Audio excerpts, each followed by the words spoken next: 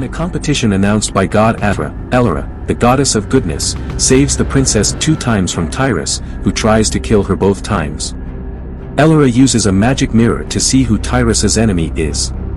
The mirror reveals that Tyrus's wife is his enemy. Elora asks why, and time rewinds, showing that Nicole is in love with Louis. Tyrus secretly kills Nicole and marries Louise. Tyrus then takes Louis to a secret place and shows her the bloodline scepter and crown. Louise plans to steal the crown and scepter to stop Tyrus from becoming king. For that she uses Nicole's friend Boris. Boris is caught by pirates while taking the scepter and crown and sailing to Cobra Island. He teams up with the pirates to stay safe and escape. Tyrus sends many ships to find Boris in the sea. After Tyrus tells Nadia that the scepter and crown have been stolen. Nadia orders the time fairy, show me in your time mirror who has stolen it and where the crown is.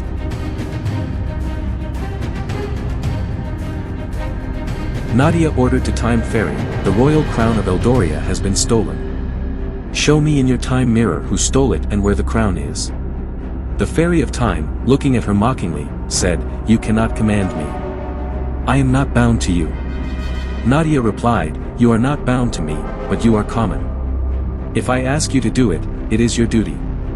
The fairy of time said, it is my right to accept or refuse anyone's wishes, and no one can change that.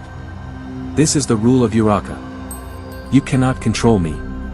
Nadia understood that, if I command her, it won't work. So she said, I have no authority over you. I am only asking with love. Show me where the crown is and who stole it, she pleaded. Looking at her with a smile, the fairy of time said, I can't help you because you are the leader of the evils, and I don't like helping people who do bad things.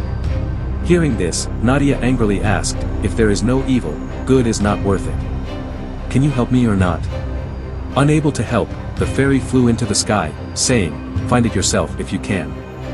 Nadia watched her leave with disgust. I told Tyrus that I would come tomorrow. By then, how do I know the truth? Confused. Nadia thought to herself and sat on the rock, feeling confused. A small stream branched off from the river near the wooden house, flowing with knee-deep water. Princess Jane was soaking her leg in that stream.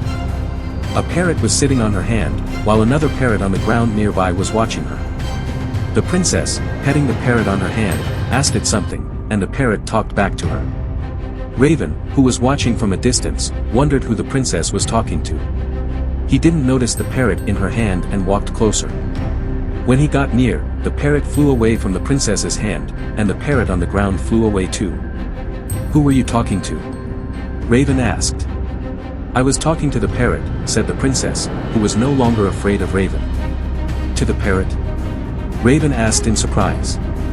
Yes, I know the language of parrots, said the princess. Raven stood there, unsure if he should believe her. The princess asked, don't you believe me? I can't believe it, said Raven. Watch this, said the princess. She called the parrot in its language, and the parrot that had flown away came back and sat on a branch next to her, looking at her. The princess said something in parrot language, and the parrot came close to her, looked at Raven, chirped, and then went back to the branch. The princess said to Raven, you're too close, and the parrot is scared. She said something else to the parrot, and it flew back to her hand. She said something again to the parrot.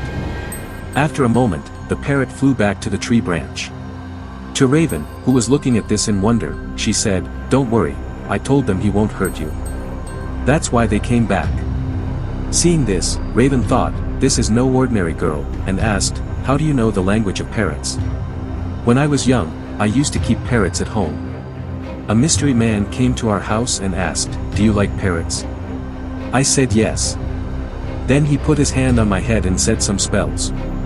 From that day, I could understand what the parrots were talking about.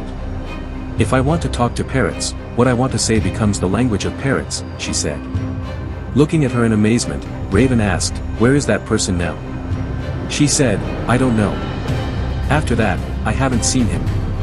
Raven thought to himself, there is a great mystery surrounding her. I have to find out somehow, and left the place thinking about something. Nadia was very angry. She thought to herself, the fairy of time did not respect me. She left without helping me. Now, we need the advice of the cunning fairy, she said and called upon the cunning fairy. After a minute, the cunning fairy came to that place and asked, "What's the matter?" Nadia said angrily, "The royal crown of Eldoria is missing. When I asked the fairy of time to help me find out what happened, she refused. Everyone is conspiring against me. I don't know what to do next. That's why I called you." The cunning fairy asked, "You say Tyrus can't be king without the crown. Now you need to know where the crown is, right?" Nadia said, "Yes." The cunning fairy said, "For that, there is only one way. The magic mirror of the past is not only with the time fairy, but with someone else. Outside the land of Eldoria, there is an island called Skull Island. On that island, there is a sorcerer named Ocarus. He has a magic mirror. We can use it to see the past.